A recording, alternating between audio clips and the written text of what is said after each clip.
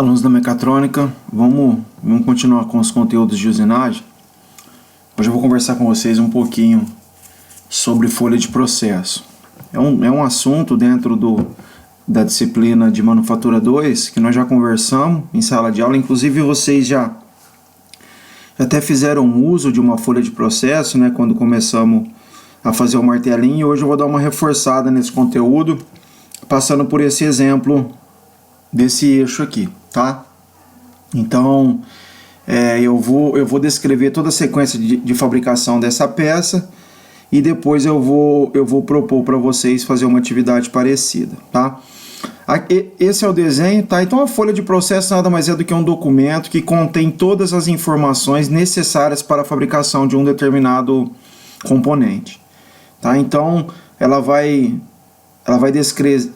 descrever numa sequência todas as etapas de fabricação, ó. Então desde o material bruto até a peça pronta aqui na última etapa, tá? É uma peça simples, um eixo sem muitos detalhes, né?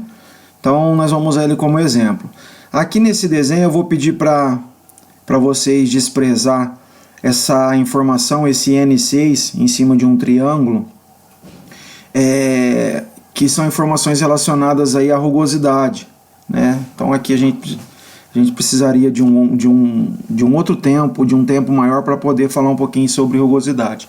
Então eu não vou focar nisso agora, tá? As medidas da peça estão sem a especificação de tolerância, né, dimensional, tá? Então tá tudo as medidas inteira aqui, sem os afastamentos, né, o que configura tolerância, tá? Então aqui as medidas estão inteiras sem a especificação de tolerância dimensional, tá?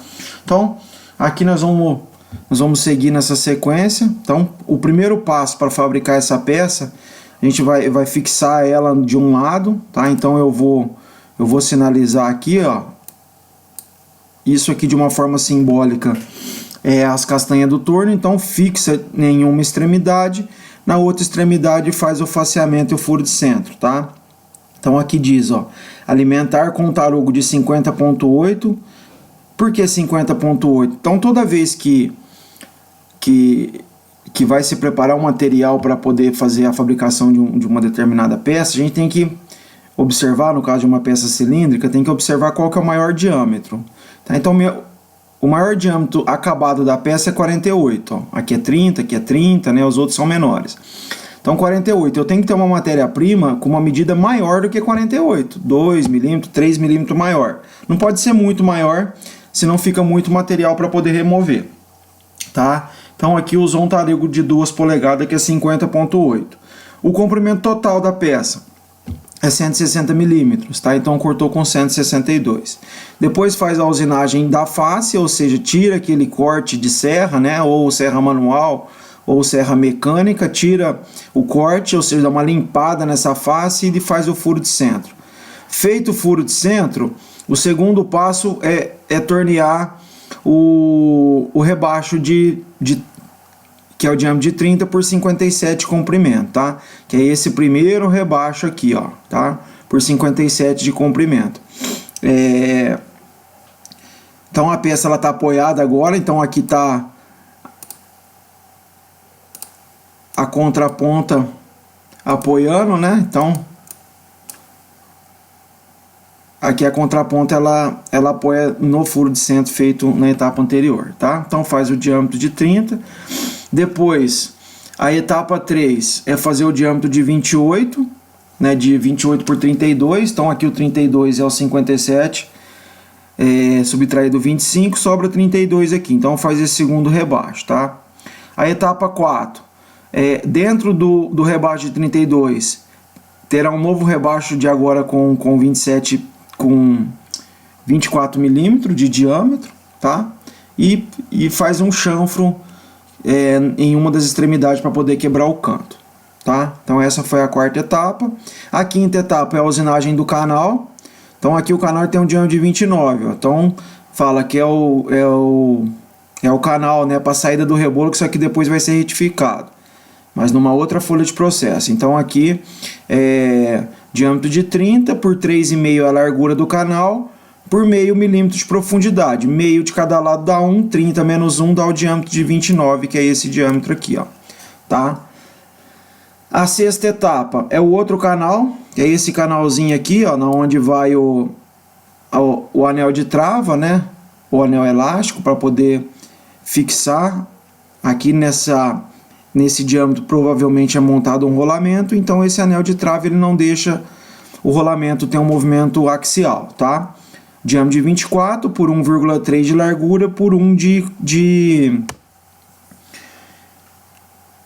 profundidade, né? Ou seja, 24 menos 1 de cada lado dá 2, dá 22, que é o diâmetro de 22 aqui, ó.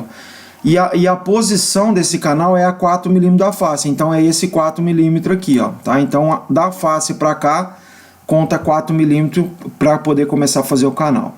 Então a primeira etapa da peça está pronta, ou seja, o primeiro lado da peça está pronto, tá? Então agora vai virar, fixar na extremidade já usinada, né, que é o diâmetro de 30, ó.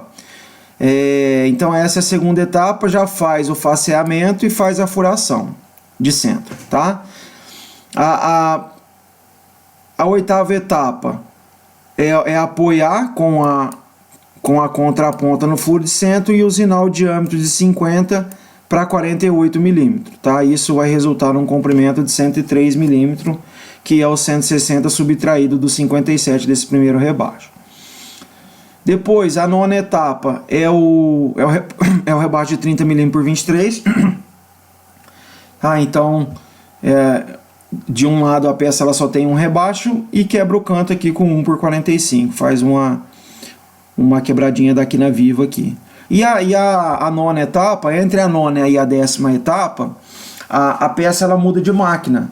Tá? Então, até a nona etapa, tudo foi feito no torno, que é tudo superfície cilíndrica.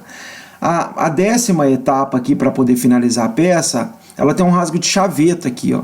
O rasgo de chaveta é um elemento de fixação, por exemplo, se vai montar uma engrenagem aqui ou uma polia, a chaveta é o elemento que vai fixar o eixo no diâmetro interno da engrenagem, tá? Então aqui é usinado o rasgo de chaveta. Esse rasgo de chaveta é uma chaveta de 5 mm de largura, 17 de comprimento, né? Por 3 de profundidade, tá? Depois nós vamos falar sobre as operações de fresamento.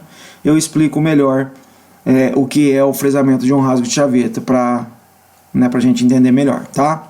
Então, aqui a gente finaliza esse exemplo da folha de processo. Peço que vocês dêem uma olhada e na sequência nós vamos fazer uma atividade.